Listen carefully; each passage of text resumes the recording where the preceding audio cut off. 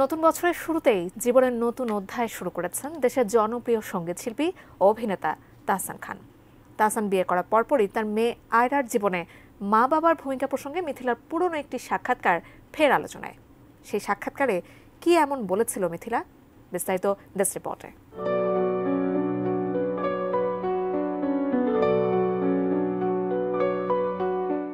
রোজাকে বিয়ের আগে অভিনেত্রী রাফিয়াত রশিদ মিথিলার সঙ্গে দীর্ঘ ১১ বছরের দাম্পত্য ছিল তাহসানের। ২০১৭ সালে তাদের সেই সংসারে বিচ্ছেদ ঘটে। এরপর ২০১৯-এর ডিসেম্বরে ওপার বাংলার পরিচালক সৃজিত মুখোপাধ্যায়ের সঙ্গে বিবাহবন্ধনে আবদ্ধ হন মিথিলা।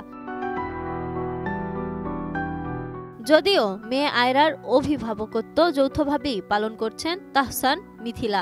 আয়রা অবশ্য বেশিরভাগ সময় থাকে মায়ের সঙ্গে, তবে বাবার সঙ্গেও সুযোগ পেলেই সময় কাটান। মিথিলার সঙ্গে বিচ্ছেদের পর দীর্ঘদিন কোনো সম্পর্কে জড়াননি তাহসান, তবে ২০২৫ সালের শুরুতেই নিজের জীবনের দ্বিতীয় ইনিংস শুরুর খবর প্রকাশ্যে আনেন। কোয়ালিটি সম্পন্ন আন্তর্জাতিক মানের steel bar CSRM, committed for better still.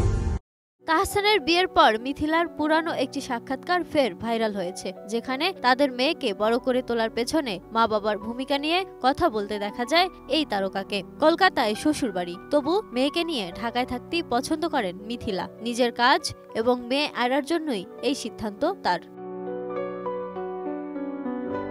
অভিনেত্রী বলেছিলেন, আফ্রিকায় একটা কথা আছে, একটা বাচ্চাকে বড় করতে পুরো গ্রামের প্রয়োজন। এটাই সত্যি। তিনি এই প্রবাদ বাক্যে বোঝাতে চেয়েছেন, বাচ্চা মানুষ করার ক্ষেত্রে ঠাকুরদা, ঠাকুমা, শাশুড়ি, বন্ধু সকলকে দরকার। তার ঢাকায় চলে আসার মূল কারণ ছিল মেয়েকে পরিবারের সাহচর্য দেয়া। মেয়েকে নিয়ে ভীষণ রকম সচেতন ও সাবধানী মিথিলা। সন্তান বড় করার ক্ষেত্রে মা বাবার দুজনের ভূমিকা যে আছে সেটা তিনি অক্ষরে অক্ষরেই মানেন। সম্প্রতি একটি অনুষ্ঠানে মিথিলা বলেন, সন্তান বড় হলে বিদেশে চলে যায় পড়াশোনা করতে, তবে সন্তান বাইরে চলে গেলে বাবা মায়ের ভিতরে যে অসহায়ত্ব কাজ করে সেটা প্রতি মুহূর্তে অনুভব করতে পারেন মিথিলা। তাই মেয়েকে কখনো বিদেশে পাঠাতে চান না বলেও আশা ব্যক্ত করেন।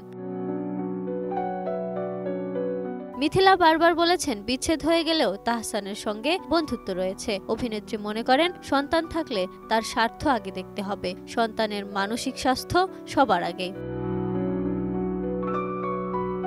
Desk report, ATN news.